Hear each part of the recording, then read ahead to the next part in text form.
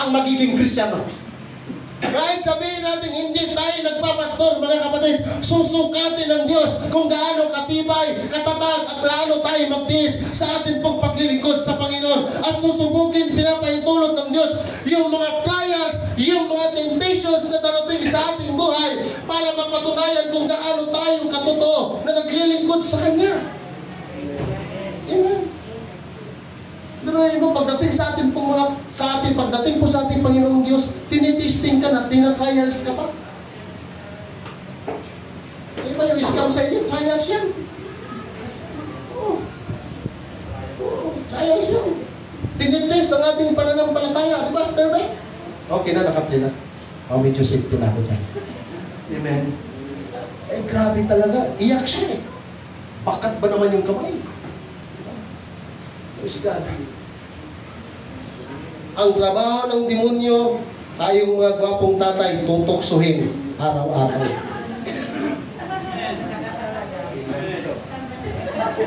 Ikaw ba'y nangangako na itong iyong papakasalan ay mamahalin mo habang buhay hanggat ikaw ay nabubuhay? Ay, siyempre. Wala pang isang linggo na punta sa barangay kay maghihiwalay.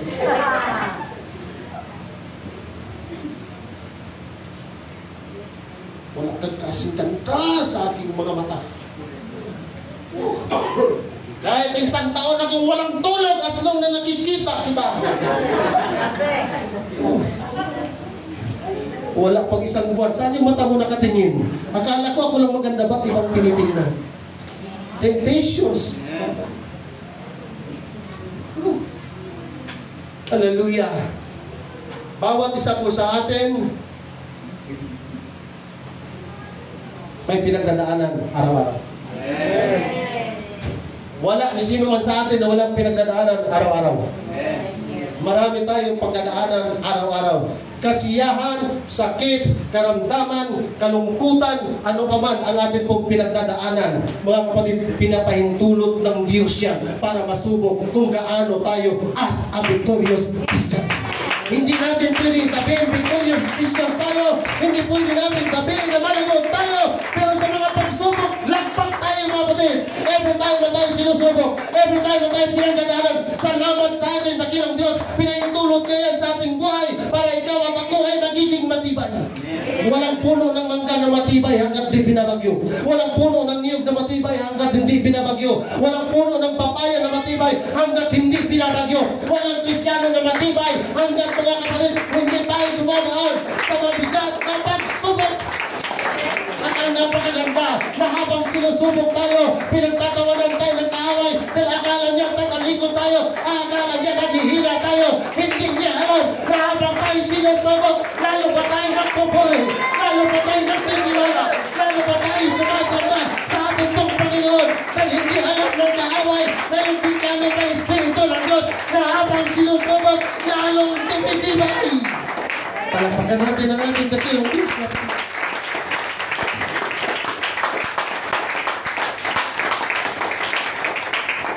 Lord, gusto natin araw-araw mayroon tayong lakas. Napakasarap araw-araw, tagumpay tayo. Totoo ba? Napakasarap araw-araw, yumayaman na tayo. Darling, sweetheart, pakuntinto na tayo, mayaman na tayo. Lord, thank you so much. Meron akong iniibig.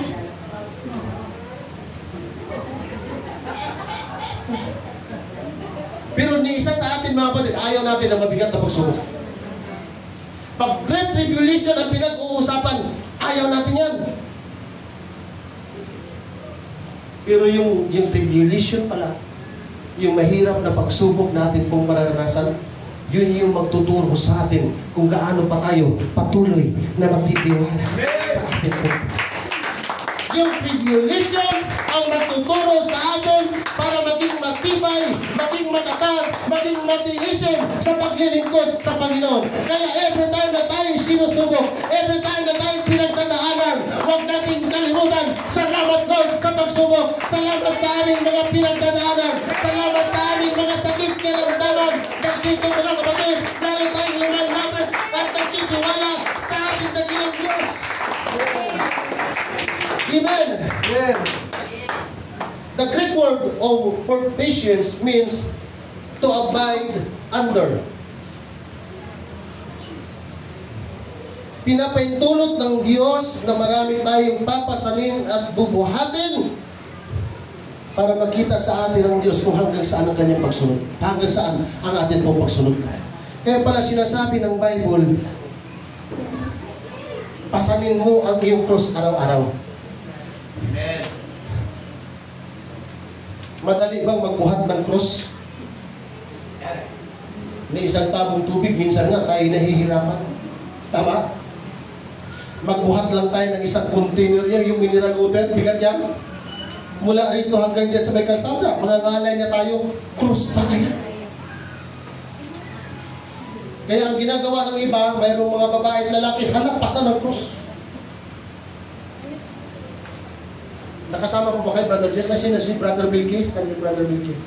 Sa may, yung gawain ng katatayan, Brother Bilky, at tipulo ba yun, yung nangaligaw tayo lahat? Amen. Ayun, sa Tanay Rizal. Ay, grabe. Ang daming nagpasan. May mga babae, lalaki, nagpasan ng krus.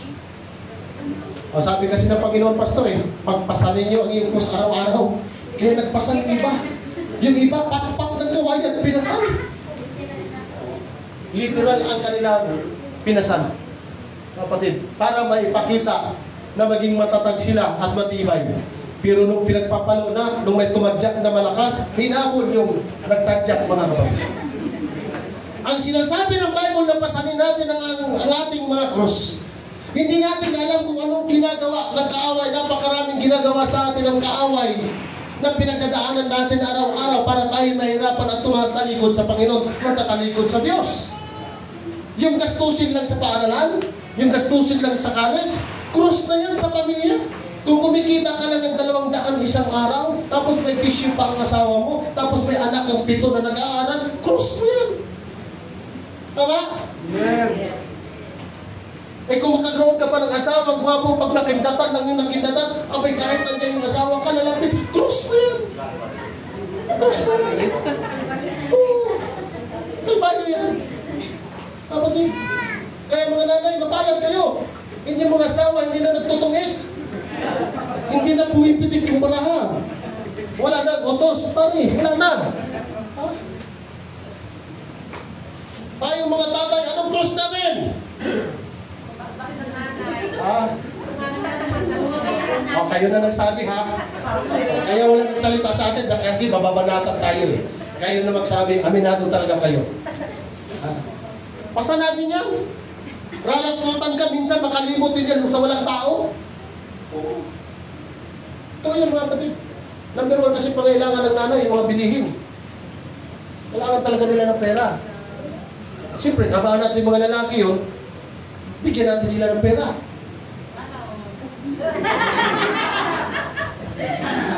Sa mga nanay naman, kung walang pera yun yung mga asawang lalaki, kayo naman magbigay. Mga kapatid, mahirap pagpasan ng cross na isa.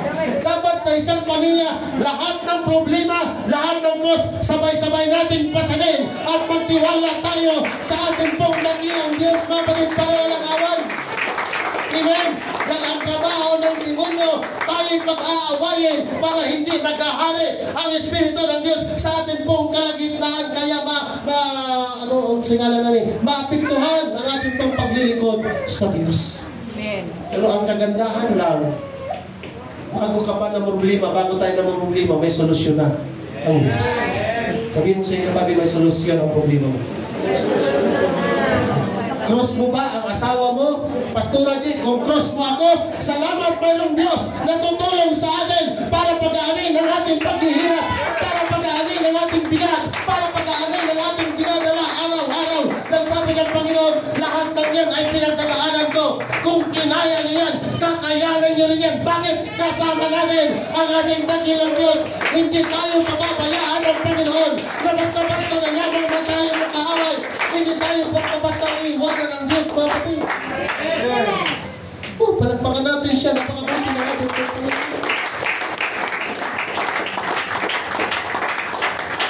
trabahuhin natin ang ating paglilingkod sa Diyos na mayroon pong pananampalataya. Kung nga kapatid, ang paglilingkod sa Diyos nakakapagod din. Totoo hindi? Yes. Ang paglilingkod natin sa Diyos, kaakibat ang ating lakas, kaakibat ang ating pera, kaakibat lahat. Kaya pag hindi tayo marunong magtiis, magpakatatag, magpakatibay, lalagpak ang ating pong pananampalataya.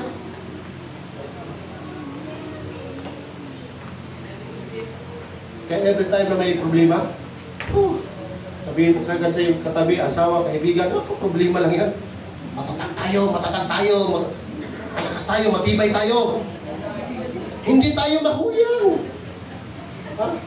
Hindi tayo mahuyang, mga kapatid. Brother Jerry, aray! Walang aray-aray! Pag may problema, lapit sa presensya ng ating dakilang Diyos. Bagay ba magpakla? Kung hindi ako naagapan, malamang. Marunong na ako mag-pick up, mga kapatid. Yung mga high heel ninyo, may experience sa high heel na sinusuot ko. Nasama lang sa dagat yung mga picture. Para naman po sa atin si Miriam Campbell.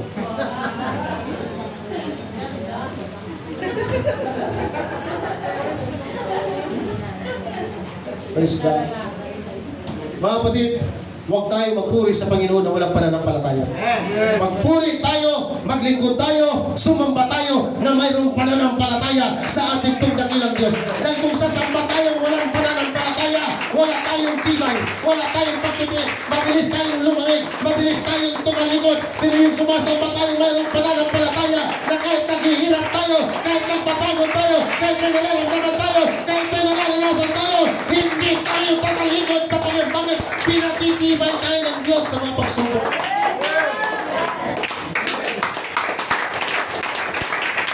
Hallelujah. Sino dito may mga pangarap? Lahat tayo may pangarap. Totoo talaga yung sinabi ko kay Pastor Angie kanina. Glory to God, may 4 weeks na naman na bago. Pero yung kulay pula, ako eh. Mga kapatid. Sabi mo siya yung katabi, kasunod na tayo. Kasunod na tayo. Kasunod na tayong lahat, mga kapatid. Ito po ang hindi ko makakalimutan na sinasabi sa akin ni Pastor Nomer, ni Pastor Bell, na mga teachers sa Bible School. Hindi habang panahon na kapag naglilingkod sa Panginoon, dapa ka. Hindi habang panahon na naglilingkod sa Panginoon, ilalim ka. Hindi habang panahon na ikaw ay naglilingkod sa Panginoon, mga kapatid, magiging kawawa ka. Ang sabi ng mga mentor ko sa akin, sa panahon ng pagsubok, sa panahon ng kawalan, huwag ka lang mawala ng tiwala sa Diyos. Patuloy lang tayo magtiwala. Patuloy tayo magpakatapat sa ating pong Panginoon. At ang sabi nila, isang araw, magugulat ka na lang, iba na ang estado ng pananampalataya ko. At totoo yung sinasabi nila, hindi talaga nagsisinungaling ang Diyos. Na kapag tayo nakapagtitiis, mga kapatid, yung mga bagay na ating iniisip, yung mga bagay na ating hinihingi, ngayon pa lamang ibibigay ng Diyos.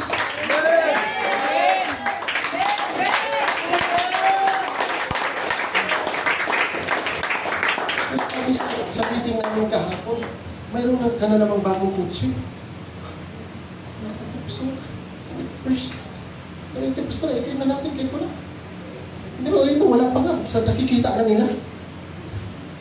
Oh, hallelujah. Ang gusto mo, Brother Gilbert? Ha?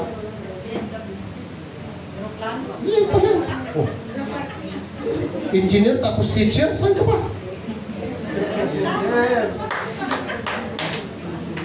Pero magpakatatag kayo. Magpakatibay kayo. Magtiis kayo. Bakit? Susubukin ng kaaway ang relasyon natin sa isa't isa kung gaano tayo katotoo sa Diyos na atin pong pinaglilingkuran. Sabi ng Matthew, ang magtiis hanggang sa wakas ay siyang magliligtas. Ang magtiis hanggang sa wakas ay tatanggap ng pabor. Ang magtiis hanggang sa wakas tatanggap ng pagpapala na nagmumula sa ating pabor. Napakarami ng ebidensya, Napakarami ng patotoo. Marami mga Kristiyano halos mamatay na sa gutom. Pero pag tinignan natin sila ngayon, iba na ang kanilang estado. Bakit? Hindi kayang tiisin ang Diyos. Ngayon kanyang mga anak ay nanatiling mababa. Hindi kayang tiisin ang Diyos. Ngayon kanyang mga anak ay walang makikitang ebidensya na totoo yung Diyos na atin pong sinasamba. Kaya ngayon pa lang mga kapatid, huwag na natin tipirin ang atin pong mga pangarap. Amen. Huwag natin tipirin.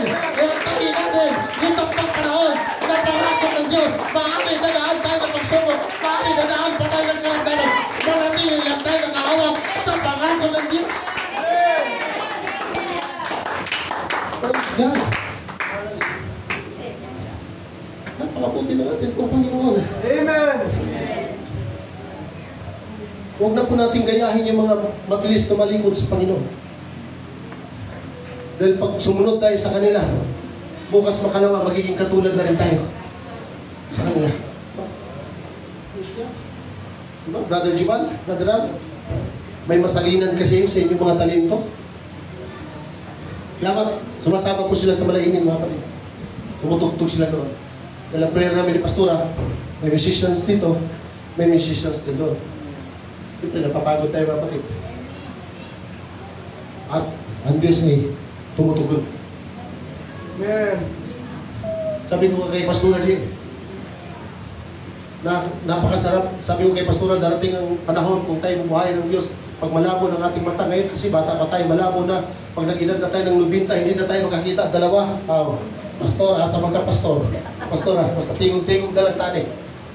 Pero ang pangarap ko mga kapatid, hallelujah, na bago kami kukunin ng Panginoon, mayroong magpapastor sa lugar ng Naik na galing sa church na ito na nagpapatotoo na yung Diyos na ating pinaglilingkuran ay totoo pala. Inapipray kami na mayroong lalabas sa iglesia na magpapastor, magkaroon ng malaking pananambahan, maraming kongregasyon. Mga kapatid, nagpipray ako na maraming kaluluwa ang maliligtas sa lugar ng Naik. Hindi man ito yung tulog ng Diyos na maraming kaluluwa ang maliligtas na gamit kami. Ako'y naniniwala, mayroong ibabaon ng Diyos basta't mayroong magpapagamit, marami pang kaluluwa ang maliligtas. Amen. Oh, God, pinagluhod. Alam niyo ba, ang trabaho ng kaaway araw-araw, ang sirain ng ating pananampalataya sa Diyos. Kaya ang sabi ng Bible, huwag kayong magkumpiyansa at magtiwala na akala nyo nakatayo kayo. Dahil baka bukas makalawa, lagpak na tayo. Yun ang ating pong bantayan mga kapatid. Lagi tayong manalangin sa Panginoon. Hindi man tayo magkakasama-sama dito. Lagi tayong mag-pray sa ating pong dakilang Diyos. Ang trabaho ng kaaway ay para madapa. Para tayo matisod mga kapatid. Amen? Ang trabaho ng kaaway, ang magkasala tayo sa Panginoon. Mahirap madapa, mahirap matisod, mahirap magkasala. Patuloy tayo magtiwala sa ating pong Panginoon. Every time na tayo dadaan sa problema, Sister Mariel, pinapahintulot ng Diyos yan para makita sa atin ng Panginoon. Ituturo sa atin ng Panginoon. Church naman, anumang pinagdadaanan natin ngayon, ang gusto ng Diyos sa lahat ng pagsubok na ating pinagdadaanan. Nananatili tayo nakatayo. Nananatili tayo nakatayo sa ating pananampalataya na mayroon tayong tiwala sa Diyos. Amen. Meron akong narinig na nagpatotoo sa probinsya. Gusto ko, Pastor, para tumatag yung aking pananampalataya. Subukin ako ng subukin ng Diyos. Nakakatakot yun. Dahil nung sinubok siya, nawala sa Panginoon. Mahirap hamunin ang Diyos, mga kapatid. Ang magandang sabihin sa Panginoon, Lord, kung mayroon ng mga mahihirap na mga pagsubok na pinapahintulot mong darating sa aking buhay, huwag mong hayaan na mawala ang aking tibay. Huwag mong hayaan na hindi ako magiging matatag. Huwag mong hayaan na hindi ko kayang tisin. Kung may mga pagsubok man, Lord, na darating sa aking buhay, sabi ko kay Pastor Ali, marami pa tayong mararanasan, pero panghawakan natin yung sinabi ng Diyos na hanggang kasama natin siya. Sabi nga, wala sino mang mananalo sa atin ngayon. Talo man tayo sa ganda ng simbahan, talo man tayo sa paramihan ng kaluluwa, ang mahalaga, yung Diyos nila at yung Diyos natin, isa na. Yung Diyos nila at Diyos natin, parehas lang. Sa totoong Kristiyano. Meron kasi ang Diyos nila, parehas sa Diyos natin, pero hindi sila totoo. Amen? Dahil ang totoong Kristiyano, paiyakin mo na, tisurin mo na, i-backslide mo na. Hindi yan. Ididid na ka yan. Hindi na ang mag-iuntas ng aking kaluluwa.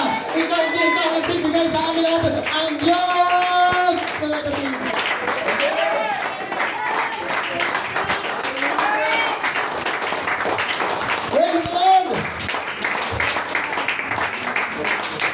Hallelujah.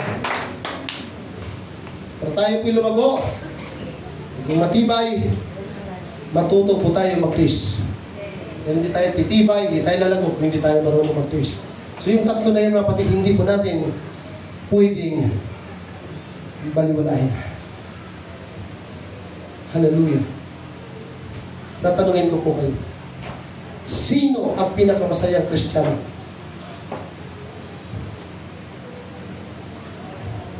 Yung maraming pera? Yung walang pera?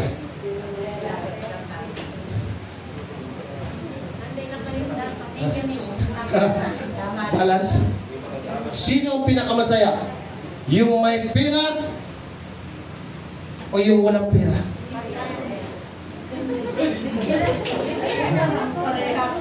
Pastor, paano ako magiging masaya? Wala akong pera. Ang tanong, may Diyos ka. Ang pinag-uusapan dito, mga kapatid, hindi pera, kundi ang Diyos. Yes, masaya ako na lahat kayo magiging bilyonaryo. Paano? Ayaw niyo yata? Bakit, Pastor, gusto niyo kami maging bilyonaryo? Ay di ba laging humba? Laging pista ang simbahan? Laging may kainan ng simbahan? Di ba?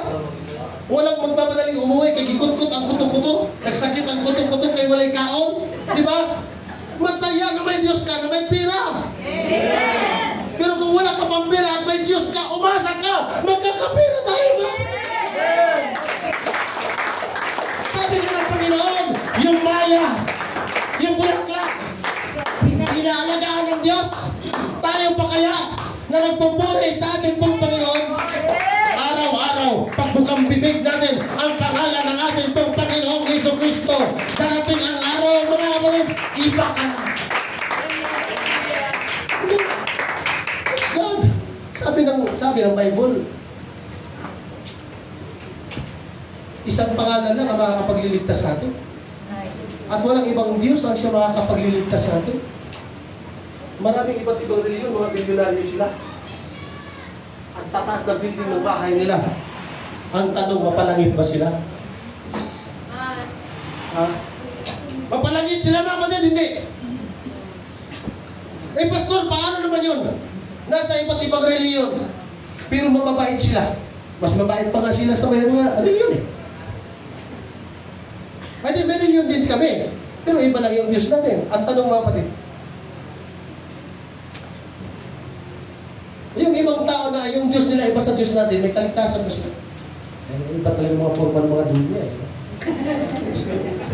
Pero yun mo 1,000, i-sponsor si Sister 1,000, ng barbecue. Mamamatay ka, tuturog yun. Thank you, Sister. Yun pang mga tao na wala kay Kristo, may kaligtasan kahit mabait. Sabi ng Bible, walang sino mang taong makakapasok sa langit maliban na kung kilala niya ang ating Panginoong Jesucristo. Amen. Amen. Huwag natin kaingitan yung mga taong mayayaman na hindi kilala si Kristo.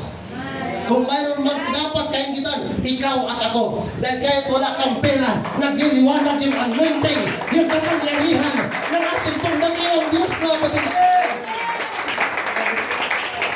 Kaya mayroon mga manager, pagdating sa school, pagdating sa... hinihiling natin si sister, si brother na mag-pray. Privilege yun. Privilege yun. Marami tayong kasama doon na iba't ibang reliyon, pero ikaw ang pinili ng Diyos. Bakit? Totoo kasi yung Diyos na ating sinasamba. Totoo yung Diyos na ating itong pinaglilingkuran mga kapatid. Amen? Hindi tayo maliligtas sa bahay natin. Ang makapagliligtas natin, ang ating pong Panginoong Jesucristo sa pamamagitan ng ating pananampalataya at pagsunod sa Kanya. Amen. Sabihin mo sa iyong katabi, kung wala kang pira dito sa lupa, mamatay kang mahirap pagdating sa langit, mayaman ka. Amen. Hallelujah. Marang malungkot dito ko ni kwarta. Sige na lang. Nag-pray dito na magkakwarta dito ang tanang mga isuri. 2 Corinthians chapter 7 verse 4. Great is my boldness of spirits towards you. Great is my glorying of you. I am filled with comfort I am exceeding joyful in all our tribulation. Grabe, mabigat yung binitawan ni Apostol Pablo.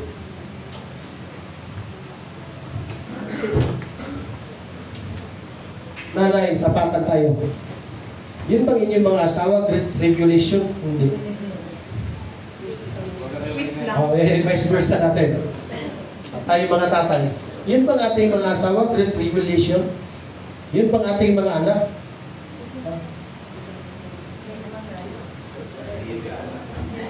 Sabi ni Apostol Pablo, hindi susulat ni Apostol Pablo yung joyful moments in times of tribulation kung hindi siya, kung pinabayaan siya ng Diyos. Amen? Bihira ka makakita ng taong nagpapaparty pag nakakulong. May nakita mo kayong ganon? May nagpapaparty na nakakulong? Meron? Intindi yun ano? Grabe na, papaparty na nakakulong. Pag makalabas lang ako dito, patay ka.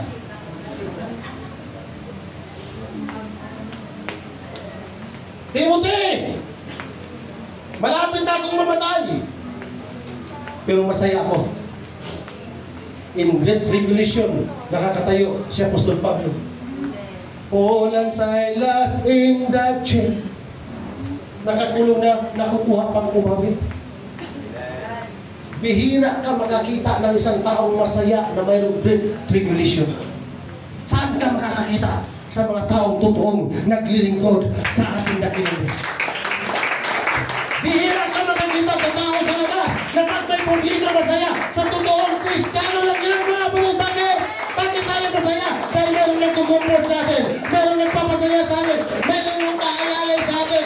Meron tayong wisdom na nagmumula sa Diyos. Kaya po, napakaganda po ang tao. Mayroong wisdom na nagmumula sa Diyos. Amen.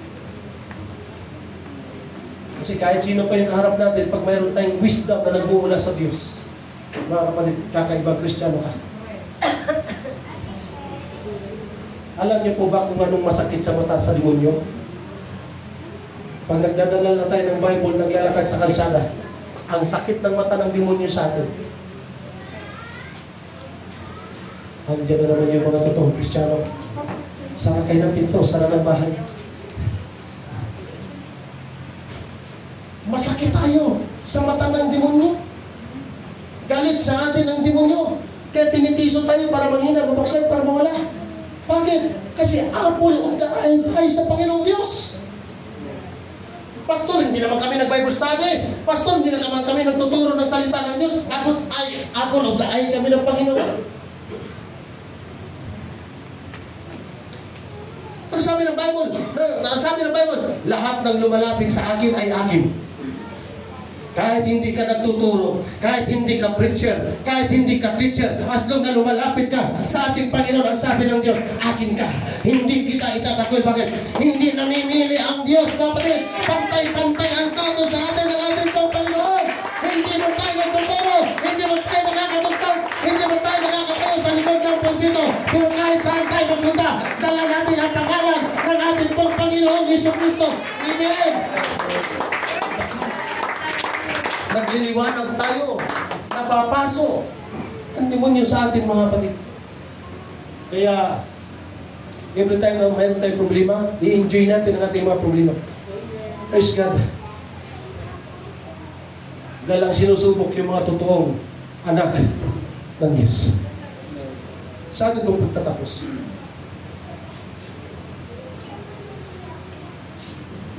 Sino dito may asawa? May anak, may katabi. Hindi sa katabi na lang. May problema ka? Problema? Pastor, may solusyon ka ba? Wala sa atin. Solusyon sa Diyos. Amen?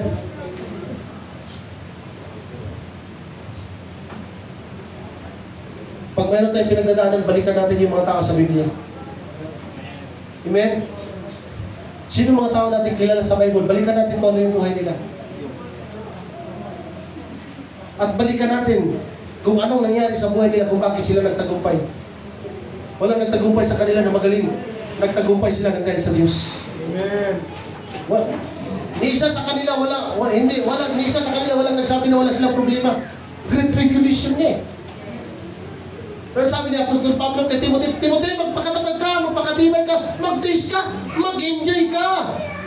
Dahil nag-enjoy na ako kahit great tribulation ang nararanasan ko. Anong nararanasan ni Apostol Pablo? Bagyo. Pinakamalakas na bagyo na dumaan sa kasaysayan ng kanilang kapanahonan, yung Euroclydon. 14 days na walang kain. Yung ating pamilya, huwag natin pakainin tungkol sa fasting. Simangot yan. Totoo ba mga kapatid? Yung forced fasting? Hindi masaya ka. Sabihin mo sa yung katabi, pag wala tayong makain, huwag tayong mag-away ha. Huwag mag-asawa. Wala eh. Sweetheart, darling, pag wala tayong pera, huwag tayong mag-away ha. Pag walang bigas, huwag mag-away. Pag walang baon, huwag magalit kinaray. Mga anak pa naman yan, pag binigyan mo ng 20, 20 lang, mabili sa 20. Oh. Mga kapatid, maging masaya tayo sa mga bagay na wala tayo. Bakit? Dahil yung mga panahon at mga bagay na wala ka, diyon natin maaalala yung Diyos na nagtitiwala tayo sa atin pong Panginoon.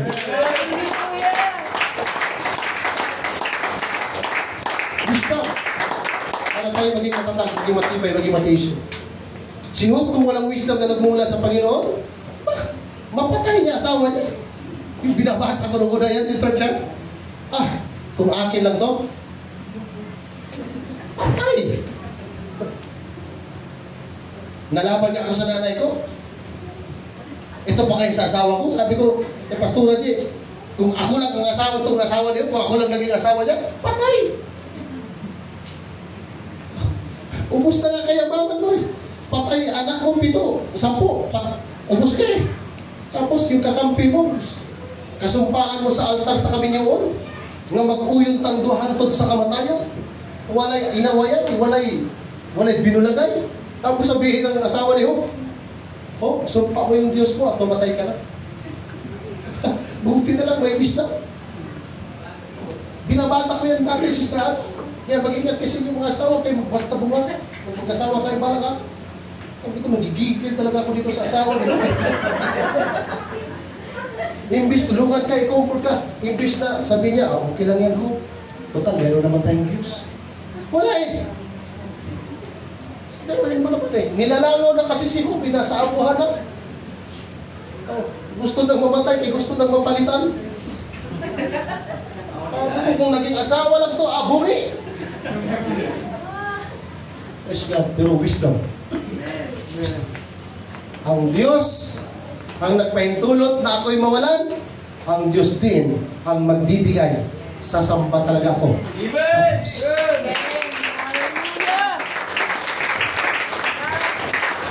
Ang tibay ni Job. Grabe siyang magtiis. Ang tatag ng puso niya, ang damdamin niya bilang isang tatay. Tibay. Hindi pa natin kaya yun. Tayo nga na, mga Kristiyano na eh. In Jesus' name lang talaga. Kailan pa kaya maranasan natin yung problema ni Job? Pero hindi na ngayon. Mga nanay, ngiti-ngiti na sila, brother. Ngiti-ngiti na kayo. Magsumbong kayo sa akin pag inaaway kayo ng inyong mga asawang lalaki. E paano naman, Pastor, pag inaaway mo si Pastora Jim?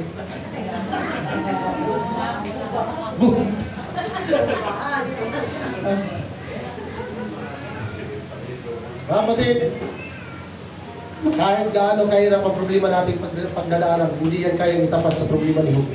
Ang lagi nating sabihin, wisdom na nagmumula sa Panginoon.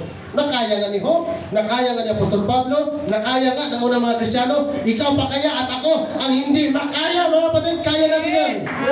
Sabihin mo sa iyong sarili, matibay na tayo, matatag na tayo, kaya na natin mag-test. Bakit? Kasama natin ang ating pong Panginoon. Amen. Pero alam niyo pa, pinakamagandang payo, para maging matibay tayo, maging matatag, maging matiisin, patuloy tayo pumasok sa God's School. Tama? God's School. Sa Diyos tayo, mag-aaral lagi tayo sa salita ng ating pong Panginoon. Wala pong utos ang Diyos na ikakalagpak ng ating pananampalataya. Walang utos ang Biblia na hindi nagpapatibay sa atin. Walang utos ang Biblia na hindi nagpapatatag po sa atin. Hallelujah. Para tayo manatili maging mabuting Kristiyano, patuloy po tayo maglingkod sa Panginoon. Ano man ang problema, may mga chismis, may mga paninira. Amen.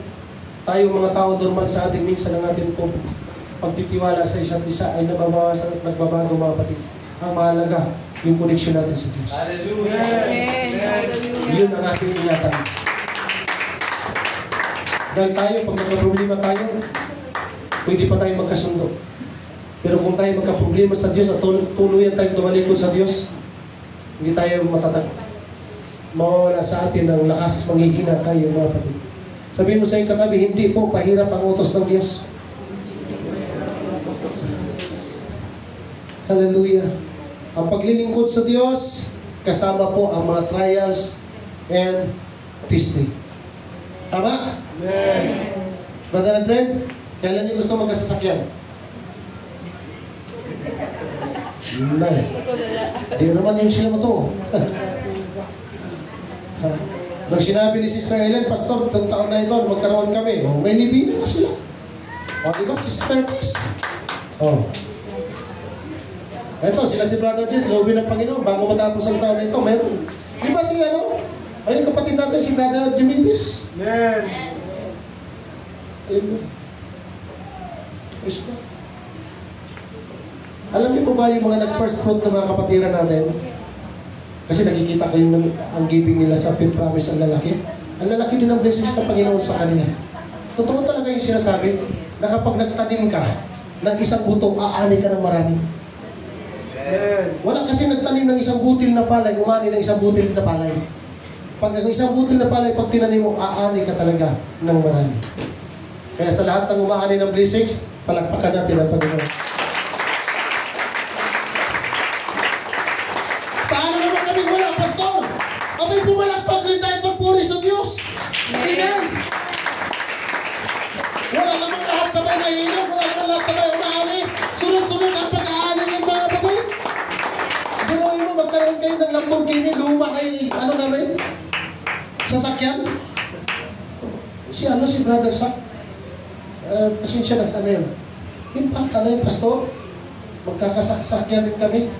Kasakay namin nung nakaraan. At tibay ng bata ito. Ang tatag ng pananampalataya ng bata ito. Lalapit ka sa amin ni Pastora G, magpipinto yan. Pastora, magkaka-Lamborghini din kami. Ano yung isa sasakyan, Pastora? Basta yung Lamborghini ang... Ayun, tira. Ayun. O, Tesla. Kami ko meron pa yung sasakyan Tesla. Sa US? Matindi yun. Mula rin ito, palabas pa lang kami yan. Pastor, ka-Lamborghini. Hanggang bumaba na lang. Wala Lamborghini pa rin. Magkana yung Lamborghini, mga kapatid? Hindi biro sasakyan yan. Kabata-bata pa, mayroon ng pananampalataya. Grabe. Tayo pa kayang matatanda ang mawala ng pananampalataya. Subok na natin yung Diyos natin kung pinaglilingkuran. Marunong talaga siya magpala. Tibay lang. Tiis lang, mga kapatid, ang gagawin natin. Amen. Hallelujah. Para matuto tayo na makapagtiis sa mga bagay na atin pong kakaharapin, patuloy tayo magtiwala sa atin pong Panginoong Jesucristo. Palakpakan natin siya.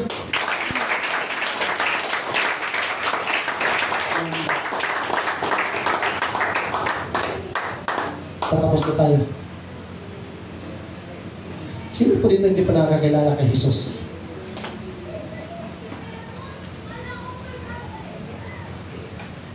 Lahat mo talaga tayo, personally, kilala natin ating Panginoong Jesus? Etong dalawang libro. Paano nyo talaga kakilala ang Panginoong Jesus? Ito na pagkamalan si Brother Sean na ano, yung pastora. Foreigner. Oh. Ay, ano, yung kamukha. Oo. Ano yung boyfriend? Oo, kamukha. Ayan.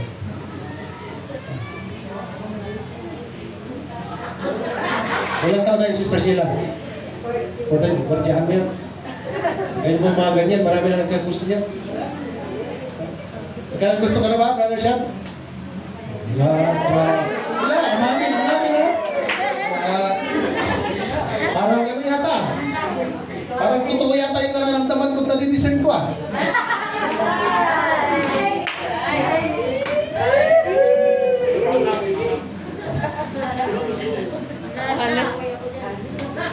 Kapatid, pag tinanong tayo personally, kung kilala natin ang ating pong Panginoong Hesus, dapat fix na kilala natin siya na walang pag-aalinlangan.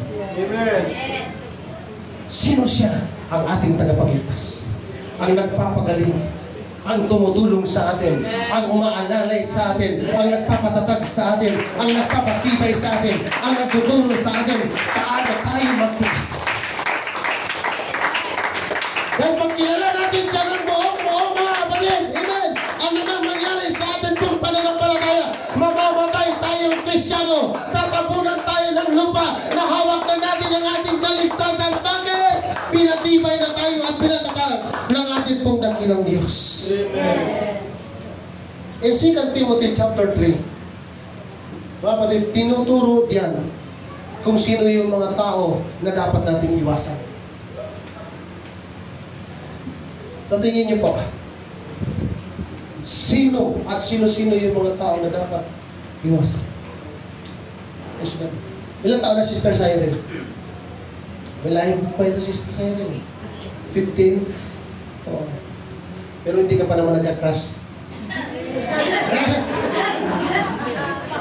Normal lang yan. Kapatid, normal lang yan.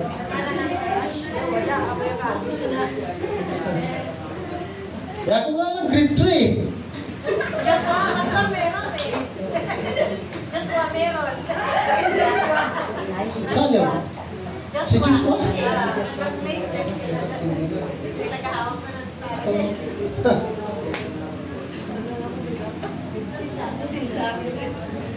Mga kapatid, advice lang po with the wisdom of God. Kung mayroon man tayong tao na gusto natin makasama araw-araw, yung totoong kilala si Kristo. Amen. Umiwas tayo at iwasan natin yung mga taong godless people. Pag sinasabing godless, walang kinikilalang Diyos at walang Diyos sa buhay nila. Pag yun ang lagi natin kasama, may posibilidad na matangay pa tayo. Lalo na pag hindi natin lubos na kilala ang ating po Panginoon sa Kristo. Amen. Amen? Amen. Umiwas tayo sa mga godless people. Kung mayroon na tayong dapat makakasama araw-araw, kahit na ang mukhay nakakatisod, kahit na ang ugali nakakatisod, basta't alam natin na godless people. Pag nakakatisod, masamang ugali, ipag-pray natin sa Panginoon, at least kilala ang Diyos. May pagbabago yan na hindi tayo mawawala sa paglilingkod sa Panginoon.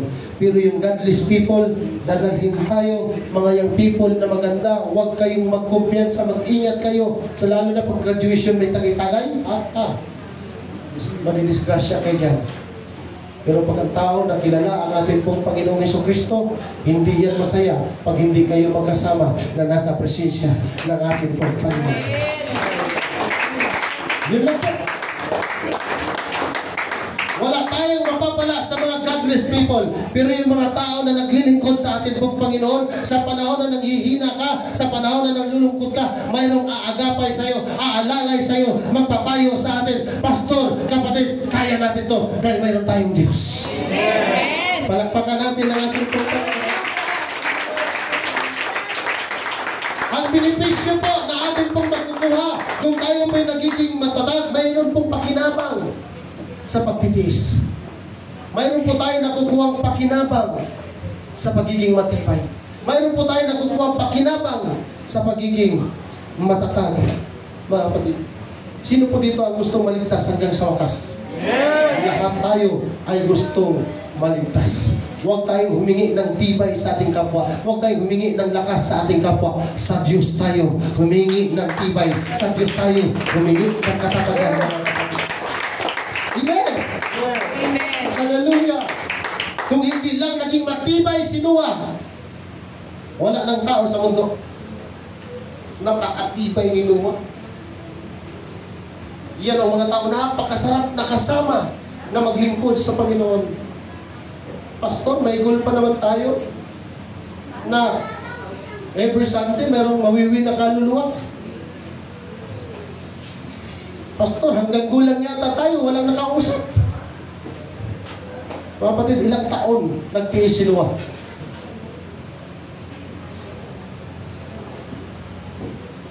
Hallelujah. Alam niyo po, ang pagwiwi ng kaluluwa, hindi naman pagalingan sa pagtuturo.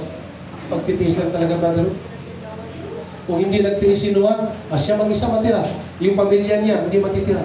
Pero ang tibay niya, Lord, ayaw mo nila akong pakinggan. Ayaw mo nila akong paniwalaan. Marahil sinasabi ng Panginoon sa kanya, magpakatatag ka Noah. Isang araw, yung mga tao hindi nakikinig sa inyo, magsisisiya. Grabe, katibay, grabe katatag ni Noah. Kaya naligtas ang kanyang pamilya. Brother Amel, lahat ng mga katatayan, kung mayroong pinakamatibay sa isang pamilya, tayo mga tatay. Delikado pag maghihina tayo dahil ang ating asawa at ang ating anak, pag ang tatay tumalikod sa Panginoon, delikado. Amen. Delikado. Pero kapag ang tatay lagi ang gusto ang presensya ng Diyos, pag ang nanay lagi gusto sa presensya ng Diyos, pag ang anak gusto lagi sa presensya ng Diyos, pagdating sa langit, tayo, ikaw at ako rin, ang magkikita, mga kapatid, ang magiging masaya.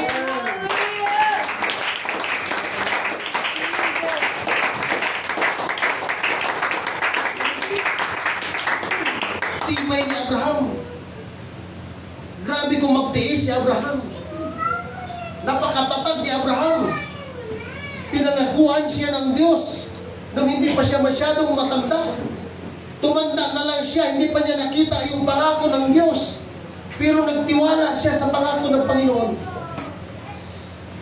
Kaya napakasikat ng kanyang pangalan.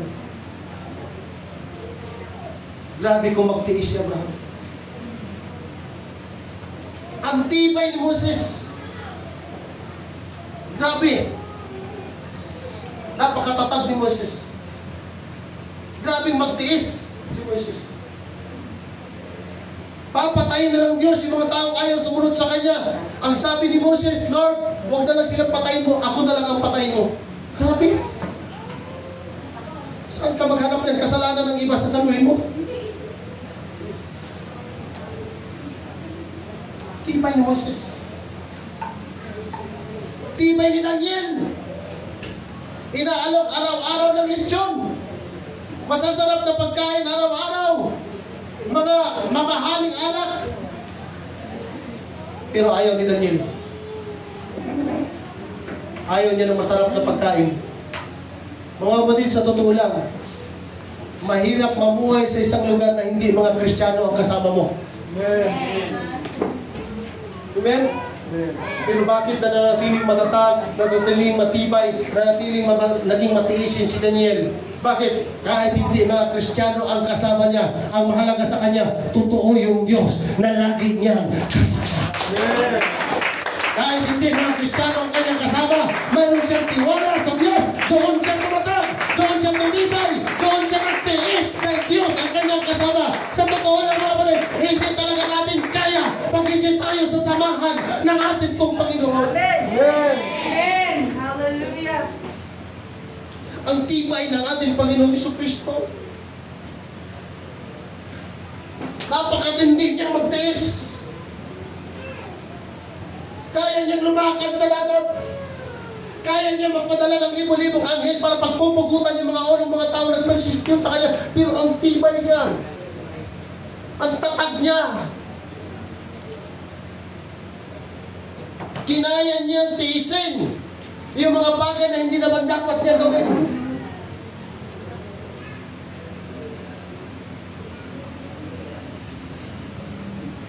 Kaya mo man tumagos sa pader, pero tinanggap ang lahat ng palo. Tinanggap ang lahat ng bigat. Tiniis lahat ng sugat. Umaagos na yung dugo sa kanyang katawan. Pero ang tibay ng Panginoong Hesus, napakatatag niya, tiniis niya ang lahat ng paghihirap. Dahil ikaw at ako, mahal ng ating pong Panginoon.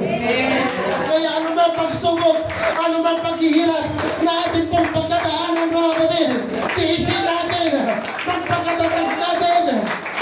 Oh, hallelujah, with the Holy Ghost, with the Holy Spirit of God. Hindi natin kaya ang lahat ng paghihirap kung wala siya. Every time na tayo sinusubok, isipin natin ang ginawang paghihirap, pagpapakatatag ng ating pong Panginoon. Ang tibay ni Joseph. Napakatatag ni Joseph. Binaliwala siya ng kanyang mga kapatid. Pero tiniis ng kanyang damdamin. Tibay niya. Hindi niya kayang maghiganti. Dahil nagtiwala siya sa Diyos. Wala siyang kasalanan, binintak, tinulong. Dumating sa pinakamahirap na kalagayan ng estado ng buhay ng isang tao. Pero natuto siyang magtiis. Natuto siyang maging matibay. Natuto siyang naging matatag. Dahil naririnig niya ang boses ng Diyos. Amen.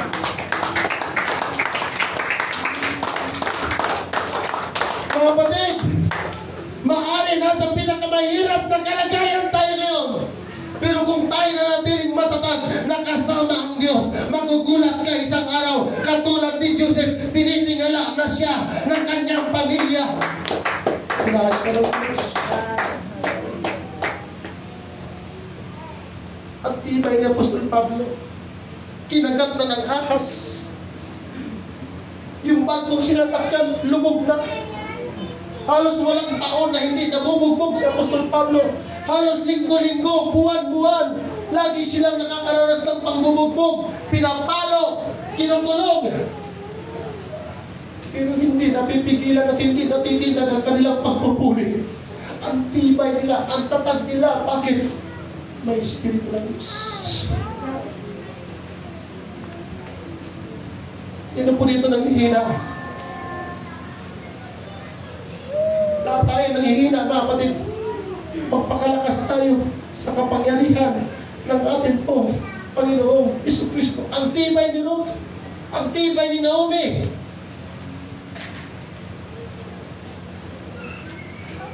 Ang tibay ni Apostol Pedro. Kahit sinabihan na siyang Satanas, hindi natisod. Sabi ng Panginoon sa kanya, "Hoy Satanas, lumagay ka sa likuran ko."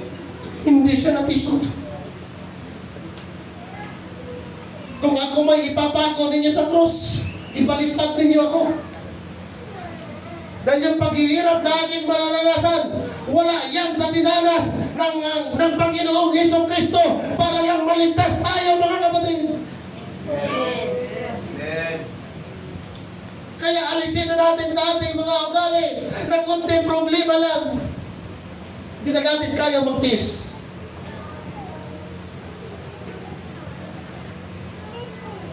Ang tibay ni Esteban, pinagpapalo na ng bato, pinabato na siya. Anong sabi niya? "Lord, patawarin mo ang mga taong ito." Every time na mayroong nakakasakit sa ating puso, Lord, patawarin mo sila sapagkat hindi nila nalalaman ang kanilang ginagawa. Kung kinakantyawan tayo sa ating pananampalataya, mga kapatid, nakakarinig tayo ng mga masasakit na pananalita, Lord, patawarin mo sila. Hindi nila nalalaman ang kanilang sinasabi at ang kanilang ginagawa. Ang tibay ni Apolos,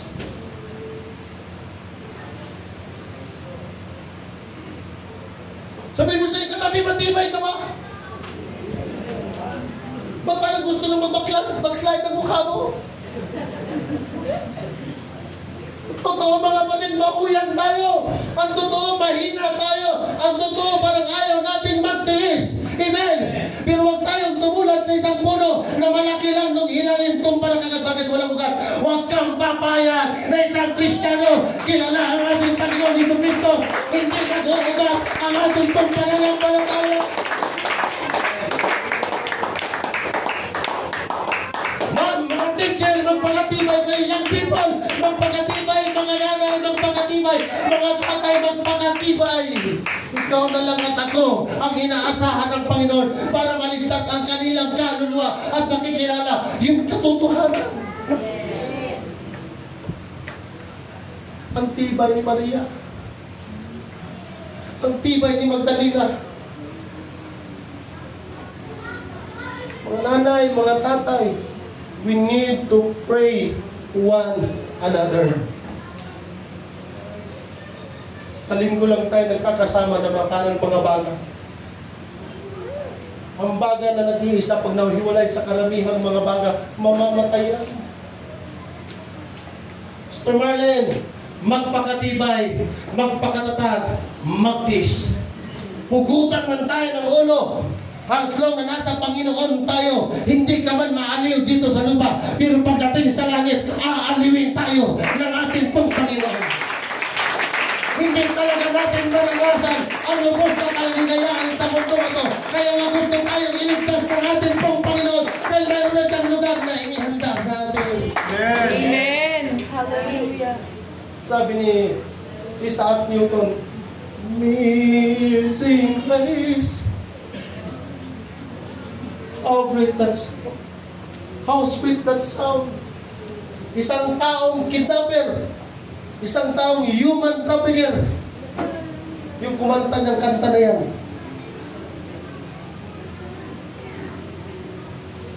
Pero naging pastor siya.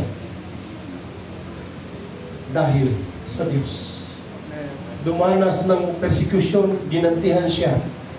Pero namatay siya na naglilingkod sa Panginoon.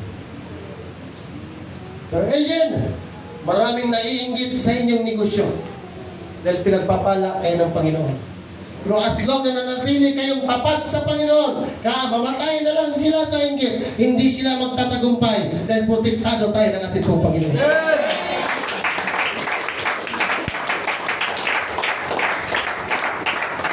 Sir Tess, maraming gustong kumalaban sa barbecue mo. Pero dahil may prayer, lalong pinapasarap ng ating pong Panginoon. Tandaan natin ito, walang nambiruang kinakaingitan, ikaw at ako. Bakit? Iba ang liwanag mo sa harapan ng mga tao. Dahil ang dala-dala natin, liwanag ng ating Panginoon. Yung 120 people, hindi happy-rom. Lahat ng mga tao na yun, mahihina sila.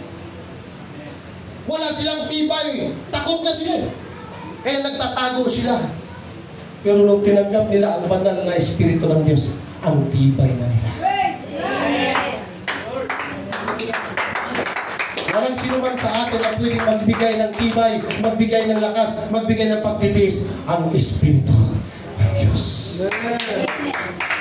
Kaya pagdating ng Sabado, darating ang Linggo, dapat walang maiiwan sa bahay maliban sa emergency. Napakasarap. Lahat tayo mga kapatid, laging nagsama-sama, nagpapaboy sa presensya ng Diyos. Oh. Matibay na ba tayo? Wala. Diyan nakatupak.